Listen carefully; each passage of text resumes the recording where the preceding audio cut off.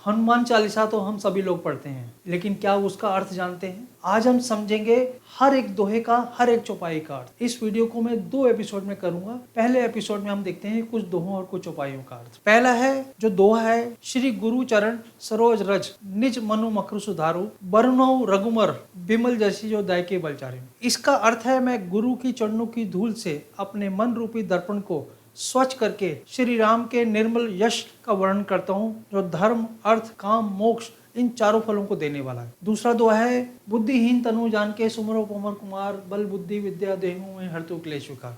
इसका बहुत आसान अर्थ है, मैं स्वयं को अल्प बुद्धि मानता हूँ, निर्बल मानता हूँ, पवन पुत्र हनुमान जी का स्मरण करता हूँ। पवन पुत्र हनुमान जी का स्मरण करता हूँ। हे भगवान, मुझे बल, बुद्धि, ज्ञान दीजिए और मेरे दुखों का और मेरे विकारों को हर लीजिए। इसके बाद हम चौपाई शुरू करते हैं। जय हनुमान ज्ञान गुण सागर जस कपीति और लोक उजागर। इसका अर्थ है, हे हनुमान जो ज्ञान और गुणों के समुद्र हैं, तीनों लोकों में प्रसिद्ध हैं, हे वानर राज आपको विजय प्राप्त। रामदूत अतुलय बल धामा अंजनी पुत्र पवन सुत नामा। आप श्री राम के दूत, असीम बल के स्वामी, अंजना के पुत्र और पवन देव के नाम से प्रसिद्ध हैं। महावीर विक्रम बजरंगी कुमति निवार सुमति के संगी। आप महान वीर, अत्यंत पराक्रमी हैं। आपका शरीर वज्र के समान है। आप बुरी बुद्धि को दूर करते हैं और शुभ बुद्धि के साथी हैं। कंचन वरण विराज सुबेसा कानल कुंडल कुंचित केसम। आपका शरीर स्वर्ण के समान चमकता है। सुंदर वस्त्र धारण करते हैं, कानों में कुंडल हैं, घुंघराले बालों से आप शोभामान हैं। हाथ वज्र और ध्वजा विराजे कांधे मुंह जनेऊ साजे।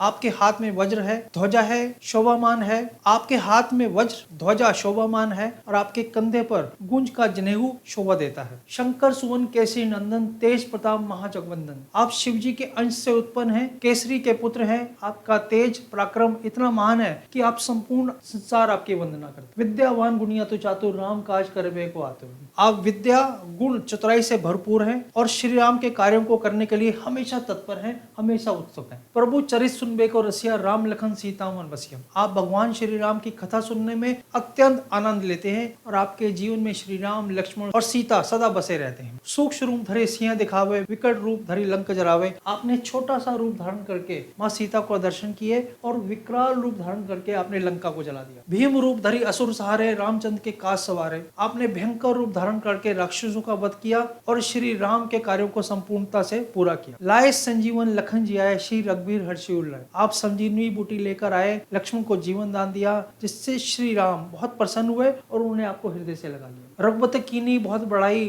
तुम प्रिय भस्म भाई। श्री राम ने आपकी बहुत प्रशंसा की और कहा, आप मेरे साथ, मेरे लिए भरत के समान ही भाई हैं मेरे। आप सहज बदन तुमरो जस गावे अस कई शिपति कंठ लगावे। हजारों मुख वाले ब्रह्मा भी तुम्हारी महिमा का गान करते हैं। ऐसा कहकर श्री राम ने तुम्हें गले से लगा लिया। सनकादिक ब्रह्मादि मुनीसा नारद सारद सहित ऐसा। सनकादिक ऋषि, ब्रह्मा, देव ऋषि, सरस्वती माता और शेषनाग सभी आपकी महिमा का गुणगान करते। यम कुबेर दिक्पाल चाहते कभी गोविंद कहीं सके कहाँ थे। यमराज, कुबेर, दिक्पाल तक आपकी महिमा नहीं बता सकते, तो फिर विद्वान कभी भी भला आपकी महिमा का गुणगान कहाँ तक कर सकते। तुम उपकार सुग्रीवी की ना राम मिलाए राजपद देना। इसका सरल अर्थ है, आपने सुग्रीव की सहायता की और उन्हें श्री राम से मिलवाया और उनका राज्य उन्हें पुनः दिलवाया। तुमरो मंत्र विभीषण माना लंकेश्वर भय सब जग जाना। विभीषण ने आपकी सलाह मानी और लंका के राजा बने, यह बात सारा संसार जानता है। जुग सहस्त्र योजन पर भानु लीली ताही मधुर फल जानो। जब सूर्य हजारों योजन दूर था तब भी आपने उसे मीठा फल समझकर निगलने की कोशिश की। प्रभु मुद्रिका मेली मुखमाई जला दी लाग के अचरज नाई। आपने श्री राम की अंगूठी